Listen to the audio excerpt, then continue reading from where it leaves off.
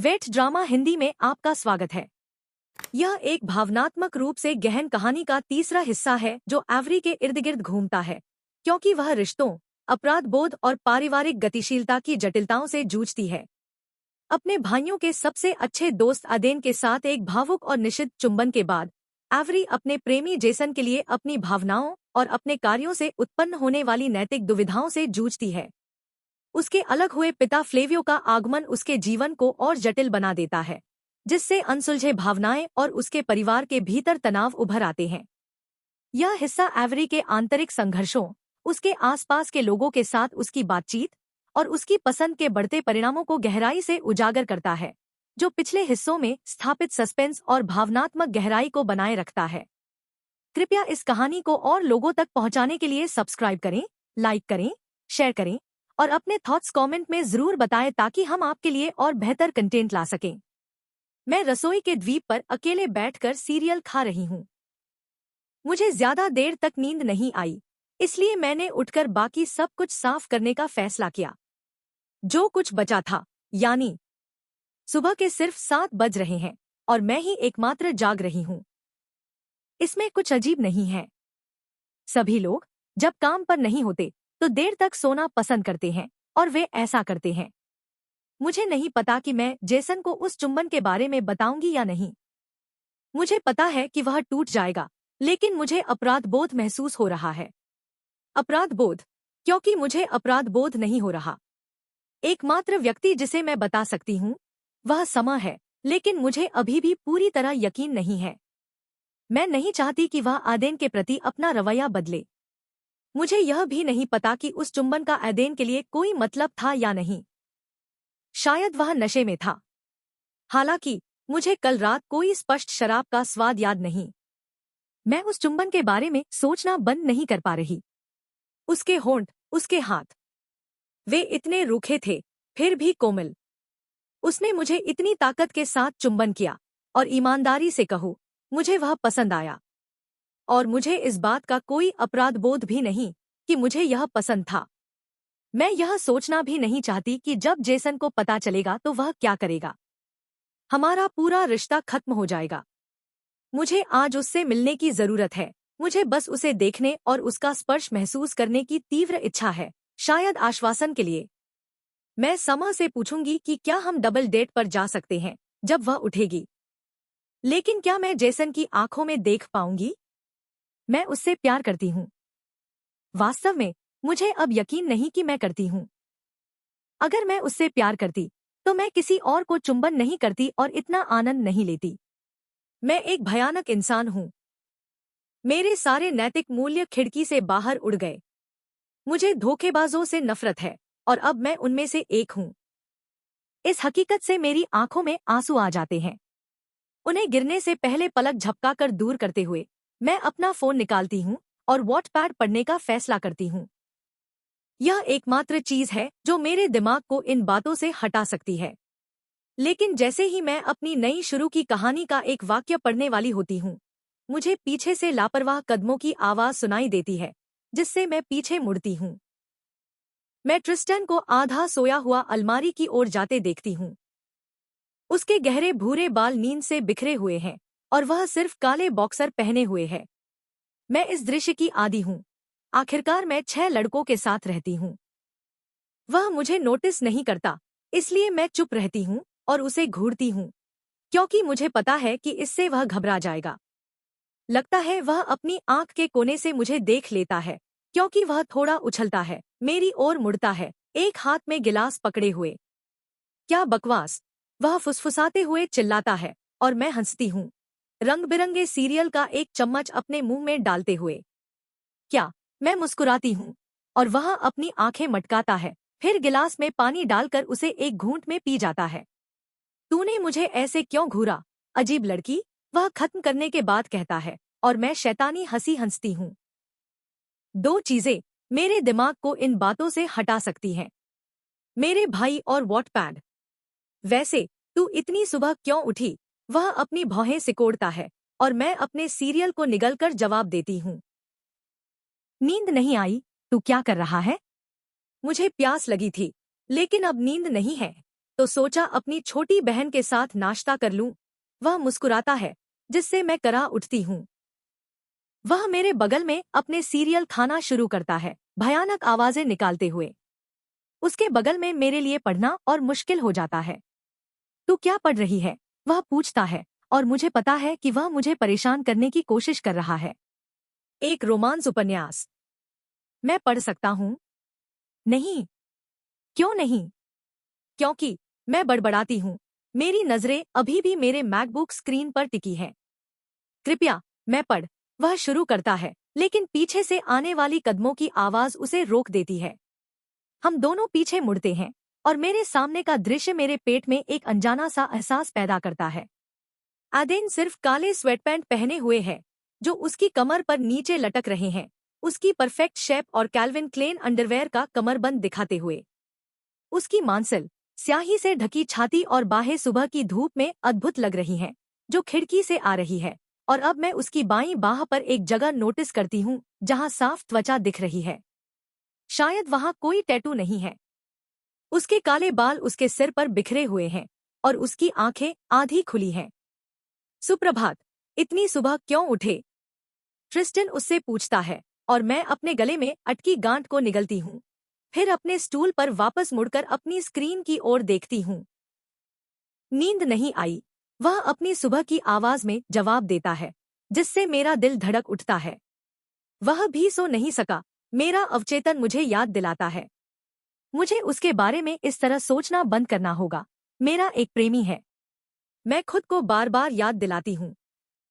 हाँ, मैं भी। एव्स मुझसे भी पहले उठी थी, ट्रिस्टन जवाब देता है। मुझे उसकी जलती हुई नजरें अपने पर महसूस होती हैं। सुप्रभात, एवरी। वह मुस्कुराता है जब मैं पीछे मुड़ती हूँ। एक आकर्षक मुस्कान। मैं अपने मुंह में डाला हुआ सीरियल बिना चबाए निगल लेती हूँ। ट्रिस्टन मेरी पीठ थपथपाता है क्योंकि मैं जोर जोर से खांसने लगती हूँ।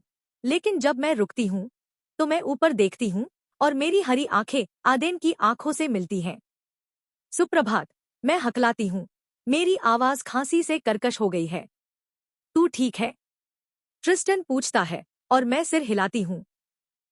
एडेन के कॉफी बनाने के बाद वह ट्रिस्टन के बगल में बैठ जाता है। मुझे समय समय पर उसकी नजरें अपने पर महसूस होती हैं, लेकिन मैं अपनी सामने की स्क्रीन पर नजरें टिकाए रखती हूँ। थोड़ी देर बाद बाकी सब लोग रसोई में आते हैं, और समा मेरे बगल में किचन आइलैंड पर बैठ जाती है। मुझे बताओ क्या हुआ? वह फुसफुसाती है, फ्रूट लूप्स का एक चम्मच लेते हुए। मैं तुम्हें अभी नहीं बता सकती। वह व्यक्ति इस कमरे में हमारे साथ है, मैं फुसफुसाकर जवाब देती हूँ। उसकी उत्सुक नजरें इधर-उधर घूमती हैं, फिर एडेन पर टिकती हैं, जो सौभाग्य से उसकी पीठ उसकी ओर किए हुए है। वह मुझे उठी हुई भौहों और एक मुस्कान के साथ देखती है। तुम्हें पता है क्या? मैंने खाना खत्म कर लिया। चलो तुम्हारे कमरे में चलते हैं, वह कहती है, उठते हुए। समा, तुमने सचमुच बस 3 चम्मच सीरियल खाया। जैक उसके भरे हुए कटोरे की ओर इशारा करता है, और वह सिर हिलाती है। मैंने खाना खत्म कर लिया, वह उसे आश्वस्त करती है, और वह कंधे उचकाता है। वह मेरा हाथ पकड़ती है और मुझे रसोई से बाहर सीढ़ियों की ओर खींच लेती है। मेरे पैर ठंडे संगमरमर के फर्श को छूते हैं, जिससे मैं कांप उठती हूँ। जब हम ऊपर जाते हैं, मेरे कमरे में पहुंचते ही समा दरवाजा खोलती है और उसे बंद करने के बाद मेरे बिस्तर पर बैठ जाती है, मुझे देखते हुए। मैं एक आह भरती हूँ, फिर बोलना शुरू करती हूँ। तो तुम्हें कल रात की बात याद है? मैं नर्वस होकर पूछती हूँ। हाँ, एवरी। प्रस्तावना छोड़ो और मुझे बताओ क्या हुआ, वह मांग करती है, अपनी बाहें सीने पर मोड़ते हुए, अपनी पीठ को मेरे हेडबोर्ड के सहारे टिकाते हुए। एडेन मुझे छुमा, मैं धीरे से बड़बड़ाती हूँ। एवरी, परेशान करना बंद करो और मुझे स्पष्ट और जोर से बताओ। वह गाली नहीं देती। मैं बता सकती हूँ कि वह अपने बालों को घुमाने से खुद को रोक रही है। एडेन ने मुझे चुंबन किया। मैं बड़बड़ाती हूँ और अपने क्रीम रंग के गलीचे पर बैठ जाती हूँ। वह पहले पलक झपकाती है। मैं उसकी प्रतिक्रिया से डरकर अपनी आंखें बंद कर लेती हूँ। उसने क्या? वह अचानक चिल्लाती है। उसने मुझे चुंबन किया। मैं फुसफुसाती हूँ और अपनी आंखें खोलती हूँ। केवल समा को उसकी आंखें और मुंह चौड़ा करके दीवार की ओर घूरते हुए देखती हूँ। उसके चेहरे पर हैरानी का भाव, और मैंने उसे वापस चुंबन किया। मैं और धीरे कहती हूँ। वह अपने लाल बालों की एक लट को अपने कान के पीछे खोंसती है, फिर कुछ बार पलक झपकाकर अपना गला साफ करती है। वह अपने हाथ मेरे सामने उठाती है, जैसे मुझे और कुछ कहने से रोकने के लिए। रुको, तो तुमने जेसन को धोखा दिया? वह पूछती है, उसके चेहरे पर, मुझे लगता है, एक मुस्कान के साथ। हाँ, लेकिन मैं नहीं चाहती थी। एडेन ने मुझे मजबूर किया। और उस चुंबन का कोई मतलब नहीं था। मैं उसे आश्वस्त करती हूँ, और वह अपने होठों पर एक मुस्कान के साथ कुछ बड़बड़ाती है। रुको, क्या जेसन को पता है? वह मुस्कुराना बंद करती है और मुझे गंभीर नजरों से देखती है। मैं सिर हिलाती हूँ, और वह सिर हिलाती है। क्या तुम बता? मैं उसे बीच में रोकती हूँ। नहीं, मैं उसे नहीं बताऊंगी। उसे चिंता करने की कोई जरूरत नहीं। इसका कोई मतलब नहीं था। मैं जेसन के साथ अपने रिश्ते को जारी रखूंगी, बिना एडेन के मेरी जिंदगी को अस्तव्यस्त किए। वह सिर हिलाती है। क्योंकि मैं नहीं चाहती कि एडेन मेरी जिंदगी को बर्बाद करे। क्योंकि मेरा एक प्रेमी है और एडेन मेरे लिए पूरी तरह ना है। मैं जारी रखती हूँ। मैं समझ गई। तुम उसे नहीं बताओगी। वह अपने हाथ आगे बढ़ाती है। हम कुछ घंटे बिना कुछ किए मेरे टीवी पर नेटफ्लिक्स देखते हुए बिताते हैं, लेकिन समा के फोन की घंटी हमें जेन द वर्जन का एपिसोड, जो हम देख रहे थे, रोकने के लिए मजबूर करती है। हाय बेब, वह फोन में कहती है। हाँ ठीक है। हाँ ठीक है। वह फोन रखती है और मुझे मुस्कान के साथ देखती है। तैयार हो जाओ, हम दयानास जा रहे हैं। वह चीखती है, बिस्तर से कूदकर मेरी अलमारी की ओर जाती है। क्या? क्यों? मैं अभी भी लेटे हुए पूछती हूँ। जेसन और आशा ने कहा कि हम 1 घंटे में डबल डेट पर जा रहे हैं। वे हमें वहां मिलेंगे। वह अलमारी से मुझे बताती है, और मेरा दिल धड़कता है क्योंकि अपराध बोध का एहसास मेरे शरीर के हर इंच पर हावी हो जाता है। कम से कम मुझे यह विचार नहीं लाना पड़ा। आखिरकार बिस्तर से अलग होने की ताकत जुटाकर मैं अलमारी की ओर जाती हूँ और एक जोड़ी जीन्स और जेवियर का चुराया हुआ स्वेटर चुनती हूँ। मैं इसे सालों से रखे हुए हूँ, इसलिए मुझे शक है कि वह इसे पहचानेगा। मैं अपने काले बालों को उनके प्राकृतिक रूप में छोड़ देती हूँ और थोड़ा मस्कारा और लिप ग्लॉस लगाती हूँ, फिर अपना पर्स और फोन पकड़ती हूँ। चलो, समा कहती है, मेरी बाह को अपनी बाह में डालते हुए। हम उन लड़कों के पास जाते हैं जो सभी लिविंग रूम में बैठे हुए हैं, टीवी पर कोई बेकार शो देख रहे हैं। पाकर और एश्टन भी अब घर पर हैं। हम बाहर जा रहे हैं। मैं अपने भाइयों को बताती हूँ, मुख्य रूप से अपनी घोषणा 3 बड़े भाइयों की ओर। कहाँ? किसके साथ? क्यों? कब वापस आओगी? कैसे? क्या लड़कों के साथ है? सब एक साथ पूछते हैं, और हम दोनों उनकी ओर देखते हैं। वे सभी हमें एक ही गुस्से भरे भाव के साथ देख रहे हैं, अपनी मांसल छातियों पर बाहें मोड़े हुए। मेरी नजरें एडेन की नजरों से मिलती हैं, और मैं बता सकती हूँ कि वह अपनी जबड़े को सख्ती से भींचे हुए है, जिससे वह नाराज लग रहा है। दयानाज में जेसन और आशा के साथ कुछ घंटों में कार से, हाँ, मैं और समा उनके सभी सवालों का एक साथ जवाब देती हैं। मेरी नजरें एडेन से हटती नहीं। मजा करो, एश्टन मुस्कान के साथ कहता है, जिससे मैं उसकी ओर देखती हूँ। वह हमेशा मेरे सभी भाइयों में सबसे लापरवाह रहा है, लेकिन शायद इसलिए क्योंकि वह सबसे छोटा है। धन्यवाद, ऐश, मैं मुस्कुराती हूँ, और वह सिर हिलाता है। मैं और समा सबको अलविदा कहते हैं और घर से बाहर निकलकर गैरेज की ओर जाते हैं, जहां मेरी कार है। जब मैं चाबी घुमाती हूँ, तो मेरी कार कुछ अजीब सी आवाज करती है। मैं समा की ओर देखती हूँ। चलो, बस जेवियर की कार उधार लेते हैं। हम घर में वापस आते हैं, और मैं अपनी चाबी हॉलवे के बीच में रखे टेबल पर रख देती हूँ। एक्सेवी, क्या मैं तुम्हारी कार उधार ले सकती हूँ? मैं हॉलवे से चिल्लाती हूँ। हाँ, मेरी चाबियां मेरे ऑफिस में हैं। वह लिविंग रूम से चिल्लाकर जवाब देता है, और मैं समा को हॉलवे में छोड़कर उसके ऑफिस की ओर जाती हूँ। मैं सफेद डबल दरवाजों में से एक को खोलती हूँ और कमरे के बीच में रखे उसके लकड़ी के डेस्क के पीछे जाती हूँ। मैं उसकी काली मर्सिडीज की चाबियों के लिए लकड़ी की सतह पर देखती हूँ, लेकिन मुझे सिर्फ कागजों के ढेर और कुछ छुट्टे पैसे दिखते हैं। मैं लकड़ी के ऊपरी दराज के धातु के हैंडल को पकड़कर उसे खींचती हूँ, यह देखने के लिए कि चाबी वहाँ है या नहीं, लेकिन मुझे जो मिलता है वह मुझे जोर से हाँफने पर मजबूर कर देता है। मैं एक काली हैंडगन देखती हूँ, जिसके चारों ओर लकड़ी के दराज में चांदी की गोलियां बिखरी हुई हैं और बगल में कार की चाबियां हैं। वह अपने ऑफिस में बंदूक क्यों रखता है? मेरे दिमाग में कई विचार दौड़ते हैं, लेकिन जेवियर के दरवाजे से अंदर आने से वे रुक जाते हैं। क्या तुम्हें चाबी मिली? वह बोलना बंद कर देता है जब वह देखता है कि मैंने उसका दराज खोल लिया है। तुम्हारे पास बंदूक क्यों है? मैं धीरे से पूछती हूँ, और वह अपनी गर्दन के पीछे खुजलाता है, उसकी एक आदत जो वह तब करता है जब वह नर्वस होता है। यह सुरक्षा के लिए है, यह कानूनी है। प्रिंसिपेसा, चिंता मत करो, अब चाबी लो, तुम्हें देर हो जाएगी, वह कहता है, और मैं धीरे से सिर हिलाती हूँ। मैं बंदूक को एक बार फिर देखती हूँ, फिर चाबी निकालती हूँ और दरवाजे की ओर बढ़ती हूँ, लेकिन जेवियर मुझे मेरी बाह से पीछे खींचकर एक सख्त आलिंगन में ले लेता है। उसकी मांसल बाहें मेरे कंधों के चारों ओर लपेट जाती हैं, और मैं अपनी छोटी बाहें उसकी कमर के चारों ओर लपेट देती हूँ। मैं उसकी अच्छी आफ्टरशेव की खुशबू में सांस लेती हूँ, और वह मेरे सिर के ऊपर चुंबन देता है। मैं तुमसे प्यार करता हूँ, एवरी, इसे कभी मत भूलना। चाहे कुछ भी हो, वह कहता है, और मैं भ्रम में अपनी भौहें सिकोड़ती हूँ। मैं भी तुमसे प्यार करती हूँ, एक्सेवी, तुम ठीक हो? मैं पूछती हूँ, और मुझे उसके सिर के खिलाफ उसका सिर हिलता हुआ महसूस होता है।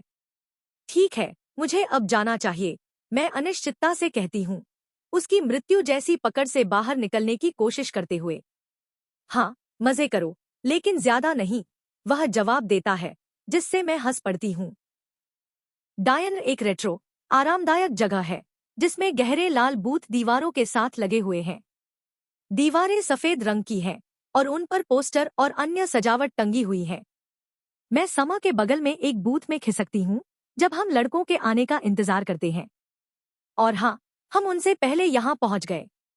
डायन का दरवाजा खुलता है, और जेसन और आशा अपनी पूरी शान में अंदर आते हैं। जेसन के गोरे बाल जेल से पीछे किए हुए हैं, और उसने लाल पोलो शर्ट के साथ नीली जीन्स पहनी है। उनके हमारे पास आने के साथ साथ मेरा दिल तेजी से धड़कता है, और मेरी टांग टेबल के नीचे बेचैनी से उछलने लगती है। एवरी, शांत हो जाओ, समा फुसफुसाती है और मेरी उछलती टांग को रोकने के लिए मेरे घुटने पर अपना हाथ रखती है। हाय बेब, हाय एवरी। आशा हमें अभिवादन करता है, और मैं अपने चेहरे पर जबरदस्ती मुस्कान लाती हूँ। हाय, हम दोनों जवाब में अभिवादन करते हैं, और जेसन हमें देखकर सिर हिलाता है, फिर मेरे सामने बैठ जाता है। क्या तुम लोग ज्यादा देर से इंतजार कर रहे थे? वह मुझसे पूछता है, और मैं ना में सिर हिलाती हूँ। वह टेबल के पार हाथ बढ़ाता है, और मुझे एहसास होता है कि वह मुझे चुंबन देना चाहता है। समा टेबल के नीचे मेरे घुटने को थपथपाती है, और मैं झुकती हूँ। हमारे होंठ एक दूसरे से मिलते हैं, और पहली बार, खैर दूसरी बार, मुझे कुछ भी महसूस नहीं होता। एडेन के होंठ जेसन के मुकाबले नरम लेकिन रूखे थे। जेसन के होंठ अब सोचने पर बहुत गीले लगते हैं, और मैं एडेन के होंठों की तीव्र इच्छा करने से खुद को रोक नहीं पाती। मैं अचानक पीछे हटती हूँ, और वह मुझे अजीब नजरों से देखता है, फिर इसे अनदेखा कर देता है। तो, बेब, चूंकि समा घर जा रही है, क्या तुम मेरे यहाँ आना चाहोगी? मेरा मतलब है, अगर तुम चाहो तो, जेसन सुझाव देता है, और मेरा दिल एक धड़कन छोड़ देता है। वह चाहता है कि मैं उसके घर पर सोऊं। मैं मदद के लिए समा की ओर देखती हूँ, लेकिन वह अशर के साथ दिलों और फूलों की दुनिया में खोई हुई है। मैं जेसन के घर पर सोना नहीं चाहती। मैं हमारे रिश्ते को उस स्तर तक ले जाने के लिए तैयार नहीं हूँ, भले ही हमने पहले अंतरंग चीजें की हों। मैं एडेन के साथ जो हुआ, उसके बाद अपनी कौमार्यता उसे देने के लिए तैयार नहीं हूँ, भले ही वह सिर्फ एक चुंबन था।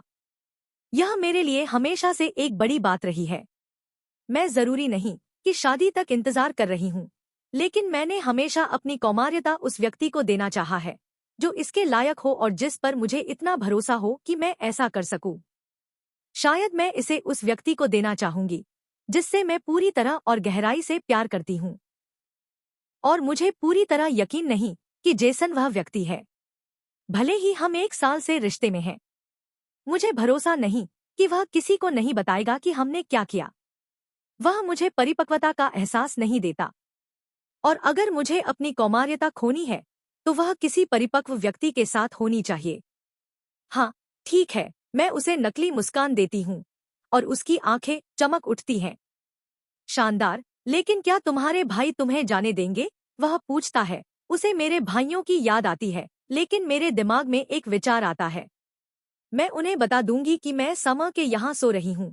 मैं कंधे उचकाती हूँ और समा मेरे नाम का जिक्र सुनकर मेरी ओर तेजी से देखती है। क्या? मैं लड़कों को बता रही हूँ कि मैं तुम्हारे यहाँ सो रही हूँ, लेकिन मैं जेसन के यहाँ जा रही हूँ। क्या तुम मेरे लिए एक छोटा सा मासूम झूठ बोल सकती हो? मैं उसे अपनी सबसे अच्छी पपी डॉग आंखें दिखाती हूँ और वह आ भरकर सिर हिलाती है।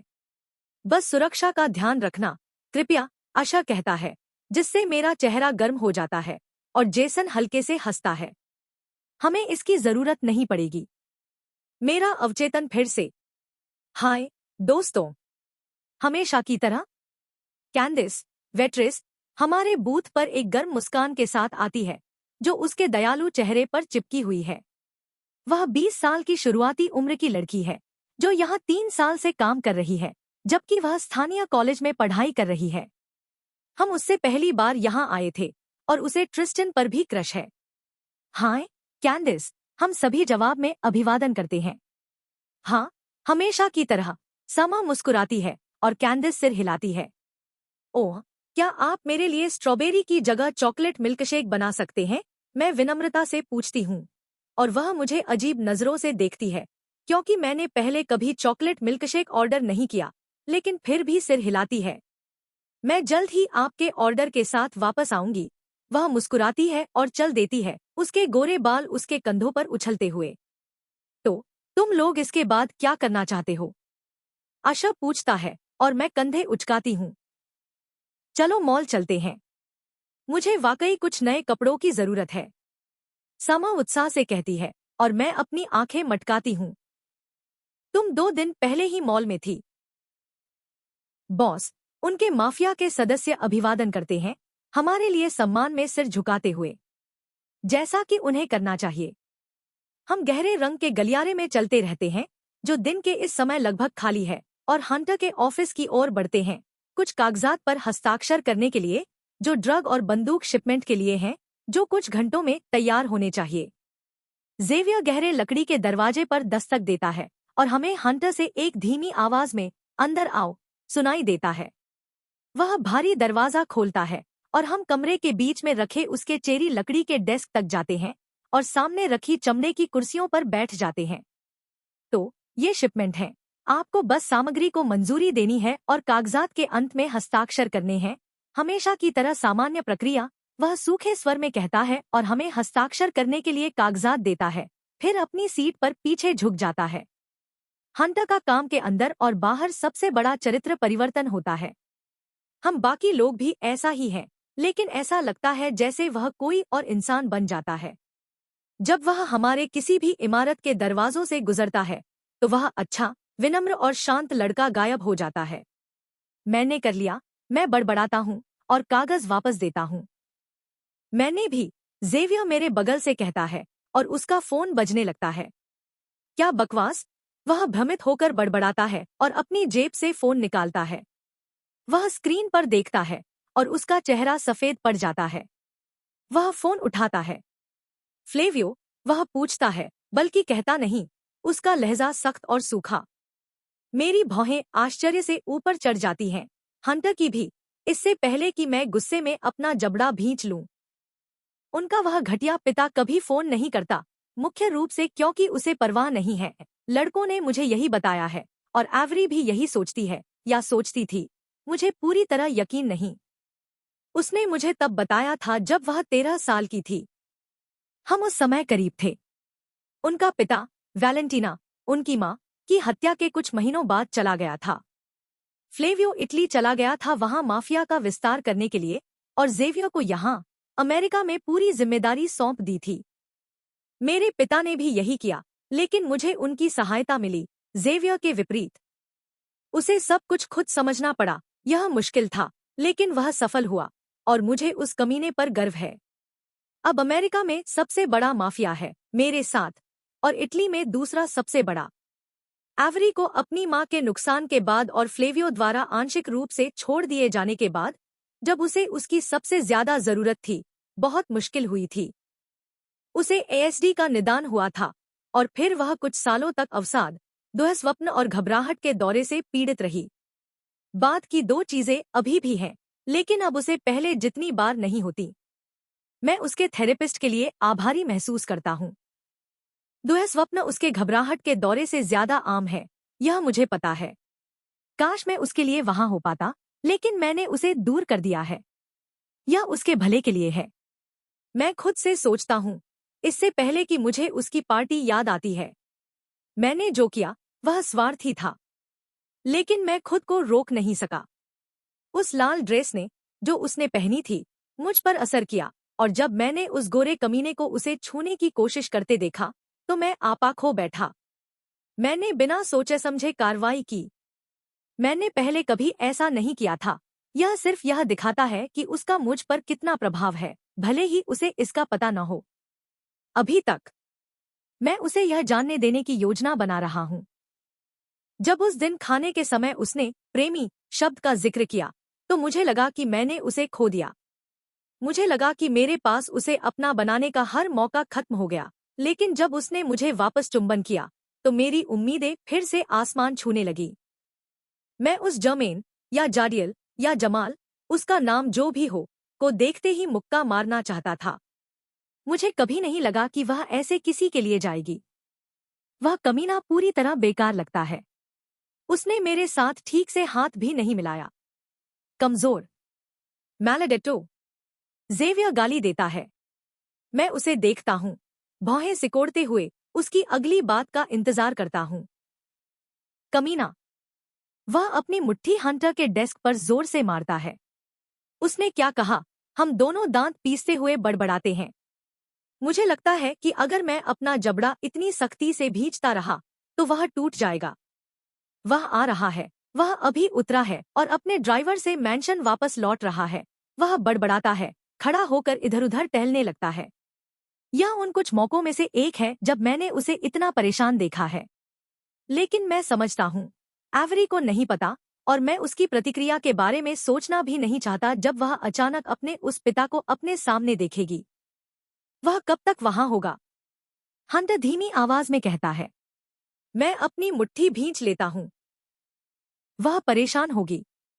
मुझे नफरत है जब वह परेशान होती है, क्योंकि मैं उसे सांत्वना देने वाला नहीं हो सकता। मेरे दिमाग में किसी के बारे में कभी ऐसे विचार नहीं आए। वह एकमात्र व्यक्ति है और वह मुझसे नफरत करती है। मुझे घर जाकर बाकियों को बताना होगा। जेवियर उसके सवाल को अनदेखा करता है। मैं अपनी सीट से खड़ा होता हूँ और उसके पीछे ऑफिस से बाहर निकलता हूँ। हम धीमी आवाजों का पीछा करते हुए रसोई में पहुंचते हैं और फिर उसने मुझे भगाने को कहा। जैक अपने हाथ हवा में उछालता है जब वह पाकर और एश्टन से किसी लड़की के बारे में बात करता है, मुझे लगता है। ट्रिस्टन कहाँ है? जेवियर पूछता है, संगमरमर के किचन आइलैंड पर बैठते हुए। ओह, बाहर। मुझे नहीं पता कहाँ। उसने बस कहा कि वह बाहर जा रहा है। एश्टन कंधे उचकाता है। रुको यार। तो उसने बस पाकर जैक से पूछता है, लेकिन जेवियर उसे बीच में रोक देता है। पिताजी आ रहे हैं, वह बस यूं ही कह देता है, जिससे मुझे और हंटर से नाराज नजरें मिलती हैं। वह सबसे बड़ा है, सबसे चतुर नहीं। क्या? वे सभी धीरे से पूछते हैं। हाँ, वह जल्द ही आ रहे हैं, हंटर बड़बड़ाता है। लड़के एक दूसरे और हमारी ओर देखते हैं, फिर खड़े होकर सीढ़ियों की ओर बढ़ते हैं।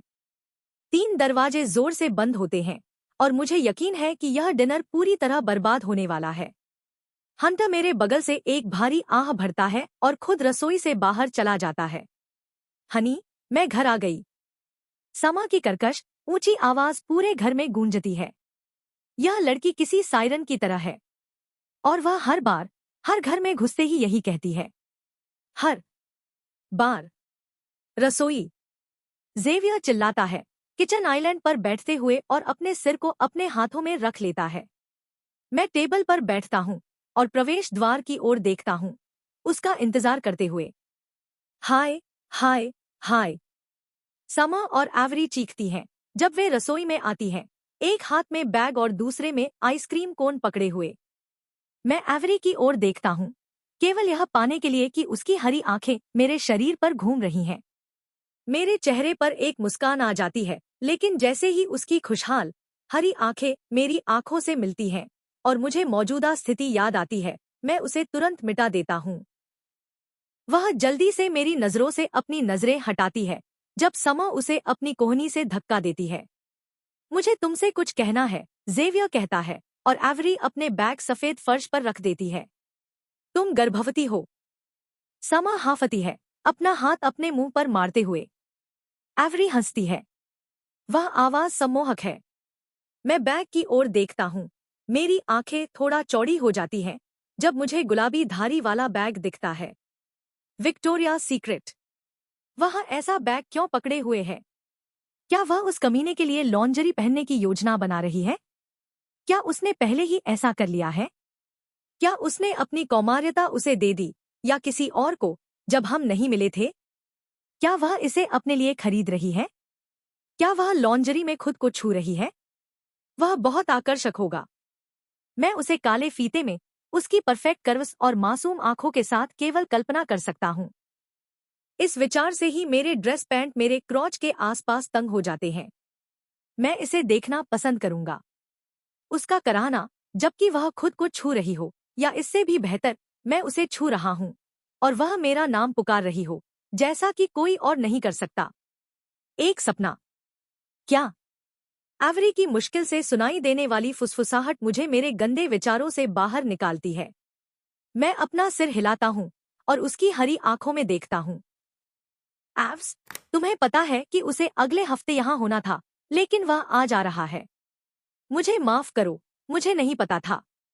जेवियर, मैं उसे यहाँ नहीं चाहती, वह धीरे से कहती है। उसकी आंखें उदासी से भर जाती हैं। मैं उसके होठों को गौर से देखता हूँ। मैं बस उसे फिर से चुंबन देना चाहता हूँ। अगर उसके भाइयों को पता चला कि मैंने क्या किया, तो वे धोखा खाए हुए महसूस करेंगे। यह सुनने में किसी अपराध जैसा लगता है, जैसा मैंने इसे कहा, लेकिन मैं खुद को रोक नहीं सकता। मैं उसके लिए अपने स्वार्थी भावनाओं को रोक नहीं सकता। प्रिंसिपेसा, वह बस डिनर खाएगा, तुम्हें उससे बात भी नहीं करनी पड़ेगी, वह समझाता है, और वह उसे सचमुच वाली नजर देती है। क्या मुझे वाकई यहाँ रहना होगा? वह उसे पपीडॉग आंखें दिखाती है। मुझे पता है कि यह उस पर काम नहीं करेगा। एवरी, मैं फिर से नहीं कहूंगा, अगर तुम डिनर के दौरान यहाँ नहीं होगी, तो तुम अच्छी तरह जानती हो कि वह वापस आएगा, सिर्फ तुम्हें देखने के लिए। डिनर के लिए यहाँ रहो और इसे खत्म कर दे। वह नाराज होकर खत्म करता है। माफ करना, वह बड़बड़ाती है। मेरी नजरें उसकी आकृति पर टिकी रहती हैं जब वह अपने बैग उठाने के लिए झुकती है। उसका कूल्हा मेरी बाहों की पहुंच में। अगर वह मुझे छूने देती तो मैं छूता। किसी ड्रेस में बदल लो या कुछ और, तुम्हें पता है वह कैसा है। जेवियर लड़कियों के पीछे चिल्लाता है। पापा, जेवियर आह भरता है, दरवाजे की ओर कदम बढ़ाते हुए। उसके सामने खड़ा लंबा टैटू वाला आदमी जेवियर से कुछ इंच छोटा है। उसका काला सूट उसकी बाहों के आसपास ढीला और पेट के आसपास तंग है। उसके बाल एक तरफ जेल से सवारे हुए हैं और एक बड़ा निशान उसकी बाईं, मोटी, गहरी भौं के ऊपर से उसकी गाल तक फैला हुआ है। फिग्लियो, फ्लेवियो आह भरता है, तुमसे फिर मिलना खुशी की बात है, वह कहता है। उसका इतालवी लहजा गहरा है। हाँ, जेवियर असहजता से कहता है, जिससे फ्लेवियो सूखे ढंग से हंसता है और उसे गले लगाने के लिए खींचता है। मैं देखता हूँ कि जेवियर उसकी पकड़ में सख्त हो जाता है और मुझे पता है कि वह अपने गुस्से को नियंत्रित करने की कोशिश कर रहा है। ढोंगी। वह उन्हें कितनी बार फोन करता है? हर 2 महीने में एक बार? हंटर। फ्लेवियो अपने दूसरे सबसे बड़े बेटे को अभिवादन करता है। ट्रिस्टन कहाँ है? वह अपनी भौहें सिकोड़ता है और इधर-उधर देखता है। वह जल्द ही आ रहा है, फ्लेवियो, हंटर जवाब देता है। वह आदमी सिर हिलाता है। वह अपने बाकी बेटों को अभिवादन करता है और फिर मेरी ओर बढ़ता है। आदेन। फ्लेवियो, मैं दांत पीसते हुए कहता हूँ, उसकी आंखों में सीधे देखते हुए। वह मुझे गले लगाने के लिए खींचता है, जबकि बाकी सब चुपचाप हमें देखते हैं। कुछ सेकंड बाद वह पीछे हटता है, लेकिन मेरे कंधों को पकड़कर मुझे सबसे नकली मुस्कान देता है, अपने सफेद दांत दिखाते हुए। कम स्टाई, कॉमी इल बिजनेस। तुम कैसे हो? बिजनेस कैसा है?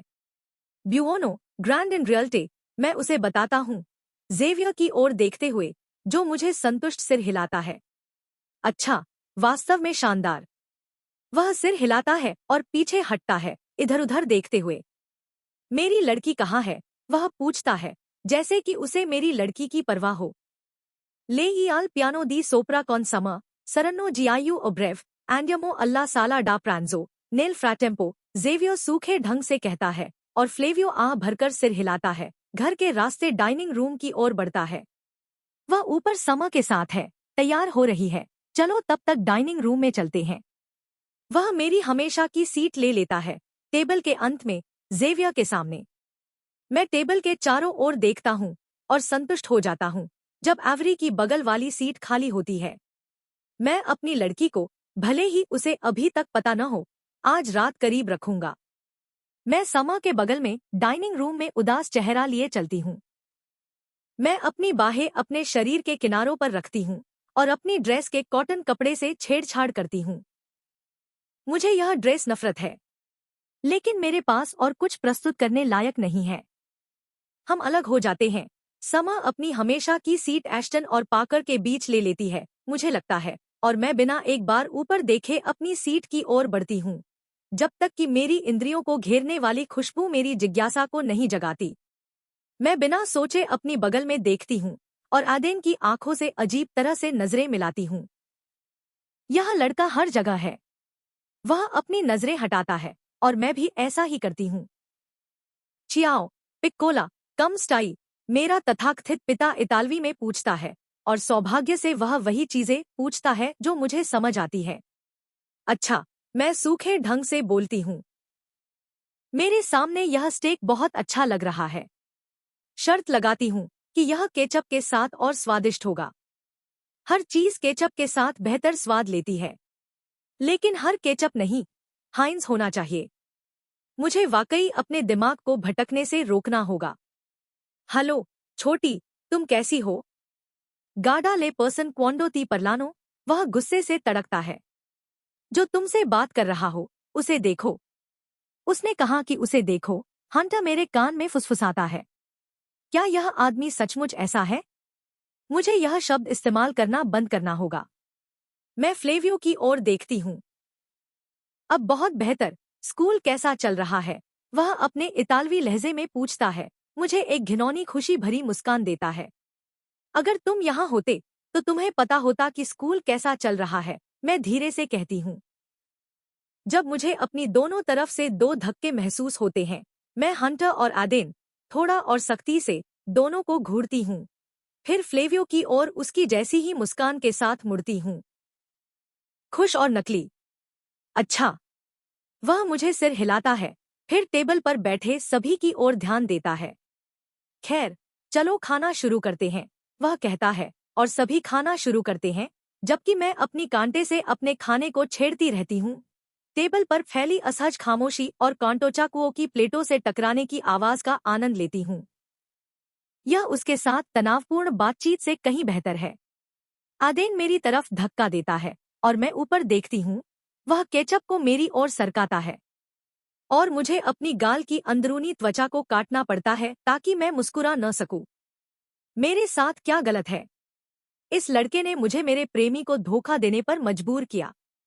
इस शब्द के साथ बस। मैं अपनी टांग की बेचैन उछाल को रोक नहीं पाती जब मैं अपनी प्लेट पर केचप डालती हूँ। मैं शायद इसे खाऊंगी भी नहीं।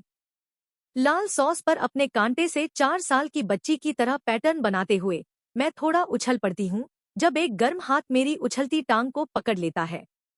हंटर को देखते हुए, वह मेरी दाईं ओर बैठा है, इसलिए मेरे बगल में एकमात्र दूसरा व्यक्ति, आदेन को देखती हूँ, जो बेफिक्र लगता है जब वह एक हाथ से अपना स्टेक काट रहा है। जैसे कि मेरी नजरें उस पर महसूस करता हो, वह मुड़ता है।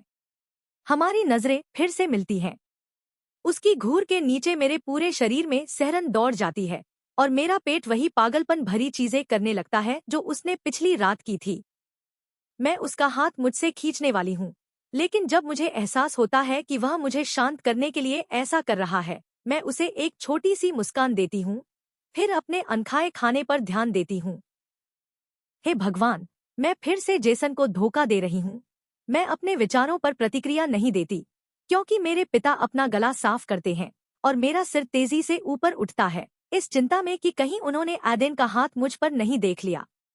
मैं टेबल के चारों ओर देखती हूँ, यह सुनिश्चित करने के लिए कि किसी ने नहीं देखा, लेकिन एकमात्र गवाह जो मुझे लगता है, वह समर है, जो अपनी मुस्कान को रोकने की कोशिश कर रही है। कोशिश यहाँ मुख्य शब्द है। मैं खुद पर मुस्कुराती हूँ, फिर अपनी मुस्कान को मिटाकर अपने शायद इंतजार कर रहे पिता की ओर ध्यान देती हूँ। तो मैं यह घोषणा करना चाहता हूँ कि मैं यहाँ 3 दिन के लिए रुक रहा हूँ, वह जोर से और स्पष्ट रूप से कहता है। एडेन मेरी टांग को और सख्ती से पकड़ता है और मैं फिर से रुक जाती हूँ। कौन से होटल में? हंटर बोलता है। नॉन्स तो इन होटल, फिग्लियोलो, फ्लेवियो गुस्से से जवाब देता है। मैं किसी होटल में नहीं रुक रहा, बेटा। उसने क्या कहा? मैं एडेन से फुसफुसाती हूँ, खुद को आश्चर्यचकित करते हुए। हे भगवान, मैं ठीक से सोच भी नहीं रही। उसके मुंह के कोने ऊपर उठते हैं, वह मेरे करीब झुकता है, उसका मुंह मेरे कान के पास।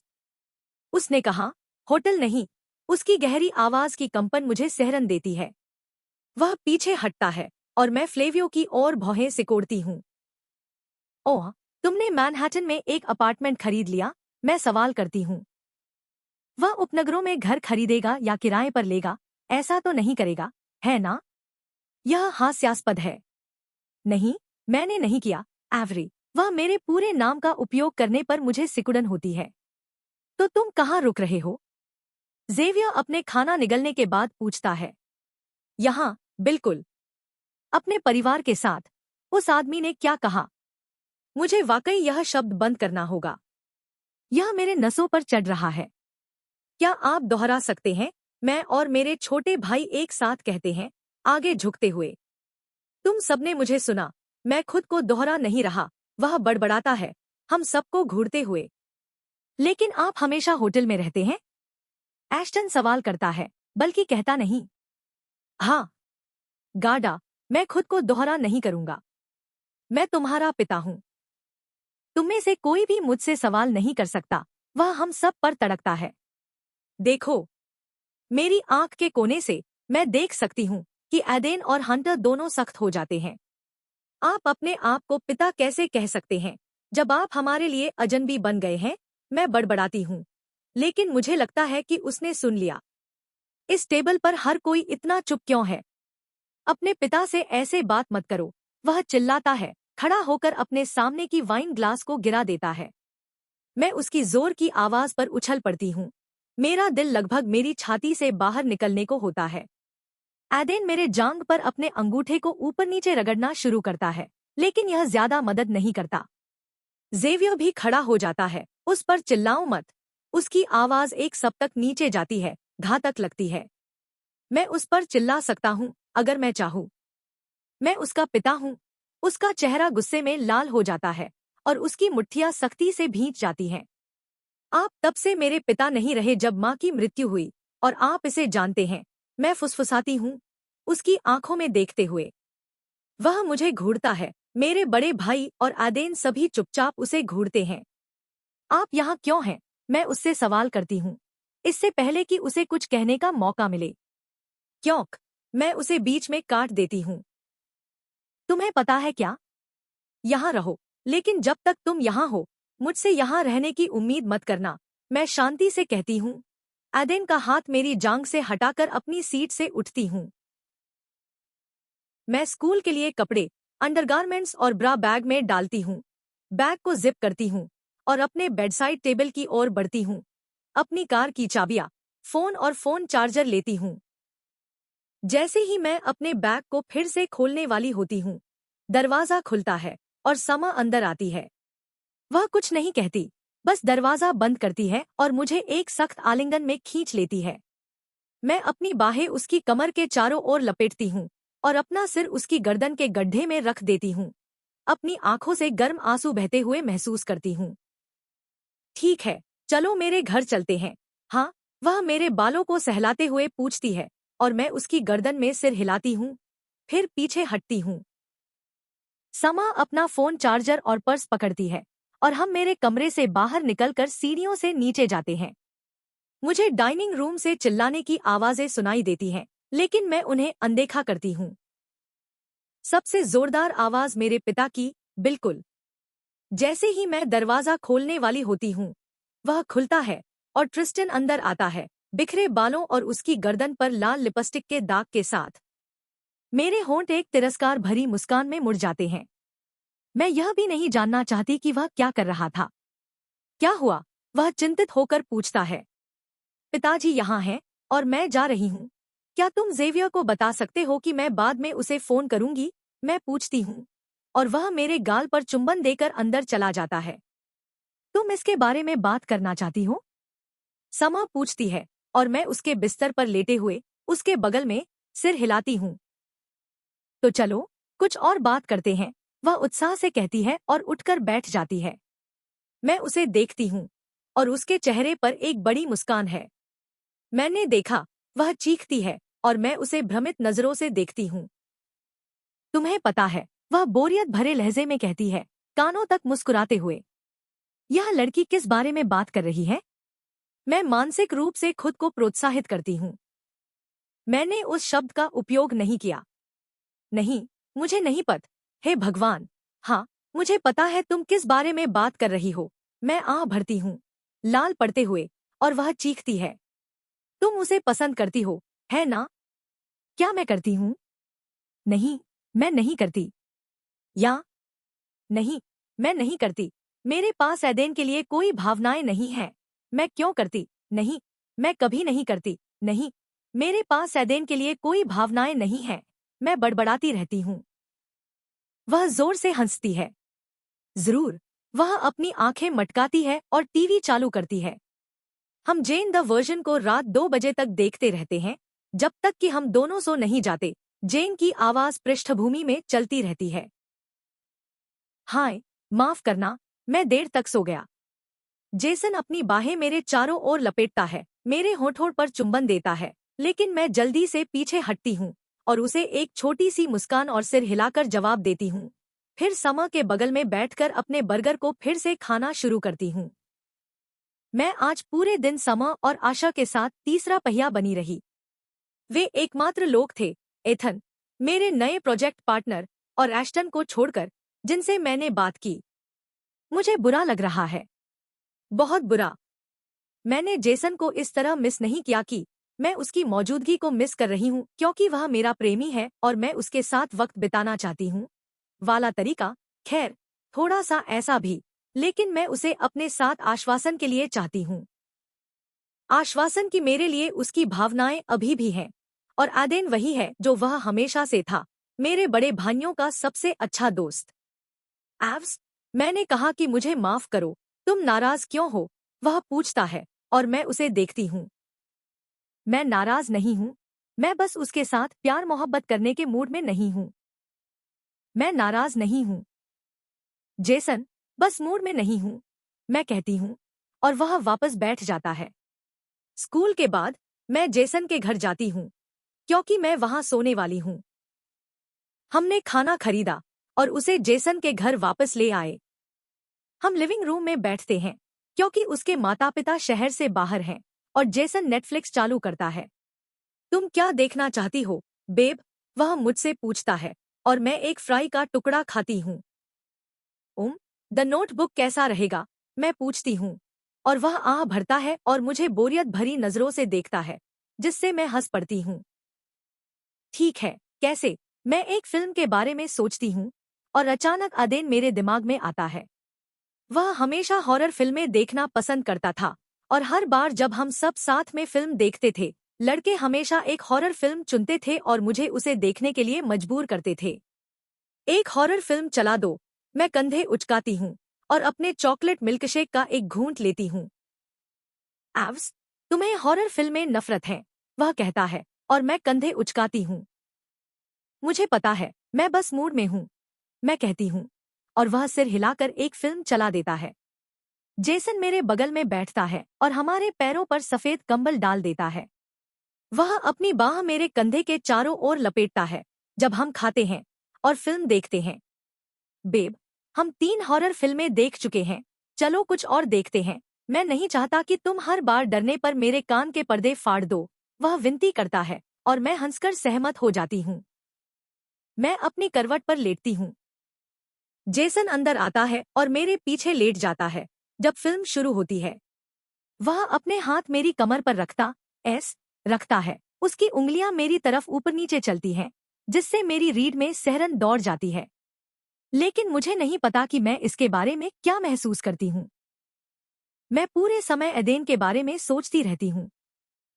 यह कल्पना करती हूँ कि एदेन ही वह है जो मुझे पकड़े हुए है। मेरे साथ क्या गलत है? जेसन मेरा प्रेमी है और मैं उससे प्यार करती हूँ। अगर उसे मेरे और आदेन के चुंबन के बारे में पता चला तो वह टूट जाएगा और एव्स, तुम फिल्म देख रही हो, वह मुझे मेरे विचारों से बाहर निकालता है और मैं लिविंग रूम में टीवी की ओर ध्यान देती हूँ। ठीक उसी समय जब एक रोमांचक दृश्य सामने आता है। फिल्म में लड़की अपनी ब्रा उतार रही है और एक लड़के के साथ अंधेरे शावर में कूद पड़ती है। मुझे इसे देखकर थोड़ा असहज महसूस होता है, क्योंकि मैं और जेसन ने अभी तक अंतरंग संबंध नहीं बनाए हैं। मुझे पता है कि वह चाहता है और उसने पहले दूसरी लड़कियों के साथ ऐसा किया है, लेकिन मैं अभी तैयार नहीं हूँ। फिल्म में लड़की लड़के के करीब जाती है और वह उसकी आंखों में देखता है, फिर उसकी कमर पकड़कर उसे रूखे ढंग से चुंबन देता है। जेसन मेरी कमर पर अपनी पकड़ सख्त करता है, मुझे अपने करीब खींचता है और मुझे उसकी सख्ती मेरी पीठ पर महसूस होती है। ओह नहीं! मैं उसकी ओर मुड़ती हूँ। वह मुझे देखकर मुस्कुराता है और मेरे होठों पर चुंबन देता है। इस बार मैं उसे वापस चुंबन देती हूँ और वह मेरा चेहरा थामता है जब फिल्म से कराहने की आवाजें आती हैं। उसके होंठ मेरे होठों पर गर्म हैं और वह मेरे निचले होंठ पर अपनी जीभ सरकाता है, प्रवेश मांगते हुए। मुझे पता है कि यह कहाँ जा रहा है। मैं उसे अंदर नहीं आने देती, इसलिए वह हमें पलट देता है ताकि वह मेरे ऊपर हो। वह अपनी गर्म, गीली जीभ को मेरे होठों पर सरकाता रहता है और जब मैं दूसरी बार उसे अस्वीकार करती हूँ, तो वह मेरे कूल्हों को अपने हाथों में पकड़ लेता है, जिससे मैं आश्चर्य में एक चीख निकाल देती हूँ। वह इसे मौके के रूप में लेता है और उसकी जीभ मेरे मुंह के हर इंच की खोज करती है। वह बहुत रूखा है। आदेन ऐसा नहीं होता। अपने प्रेमी के साथ अंतरंग पल में आदेन के बारे में सोचना बंद करो, एवरी। मैं खुद को याद दिलाती हूँ। जेसन मेरे मुंह में हर सेकंड और रूखा होता जा रहा है और उसके हाथ मेरे शरीर पर ऊपर नीचे घूमने लगते हैं। वह मेरे निजी हिस्से को पकड़ता है, लेकिन मुझे वैसा महसूस नहीं होता जैसा पहले जब हमने ऐसा किया था। जेसन, मैं बोलने की कोशिश करती हूँ, लेकिन वह फिर से मुझे चुंबन देता है। जेसन रू, वह मेरी आंखों में देखता है और वह गुस्से में लगता है। एवरी, हमने पहले भी ऐसा किया है, हम अकेले हैं, चलो ना, वह कहता है और मुझे जवाब देने का मौका मिलने से पहले फिर से मेरे होठों पर अपने होंठ सटा देता है। वह अपना हाथ मेरी पैंट में डाल देता है और मेरा दिल तेजी से धड़कने लगता है। मुझे नहीं लगता कि मैं यह चाहती हूँ। जेसन, मैं मूड में नहीं, वह फिर से मुझे बीच में रोक देता है, उसका हाथ आखिरकार वहां से बाहर निकलता है। तुम हाल ही में कभी मूड में नहीं होती, एवरी, बस कर लेते हैं। वह फिर से मेरे होठों पर हमला करता है और मेरे एक कूल्हे की त्वचा में अपनी उंगलियां गड़ा देता है। मुझे पता है कि इससे निशान पड़ जाएगा। उसका दूसरा हाथ फिर से मेरे निजी हिस्से को रगड़ रहा है, जिससे मैं घबराहट की स्थिति में पहुंच जाती हूँ। मैं उसकी कलाई को पकड़ती हूँ, जो मेरे कूल्हे पर है, और खुद को छुड़ाने की कोशिश करती हूँ, लेकिन वह और जोर से मुझे चुंबन देता है। मैं फिर से पीछे हटती हूँ। मेरे गालों पर आंसू बह रहे हैं। वह मेरी आंखों में देखता है, उसकी नीली आंखों का रंग गायब हो जाता है क्योंकि उसकी काली पुतलियां बड़ी हो जाती हैं। गुस्सा ही एकमात्र चीज जो मुझे दिखती है। मैं एक चीख निकालती हूँ जब वह मेरी पैंट नीचे खींच देता है। वह फिर से मेरे होठों पर अपने होंठ सटा देता है और मैं अपना सिर हिलाकर उसकी पकड़ से बाहर निकलने की कोशिश करती हूँ। ऐसा नहीं हो सकता। मैं उसकी कलाई पकड़ती हूँ और अपनी सारी ताकत लगाकर उसे मुझसे हटा देती हूँ और उसे धक्का देकर दूर कर देती हूँ। मैं जल्दी से सोफे पर बैठ जाती हूँ, अपनी पैंट फिर से ऊपर खींचते हुए। मैं उसे देखती हूँ।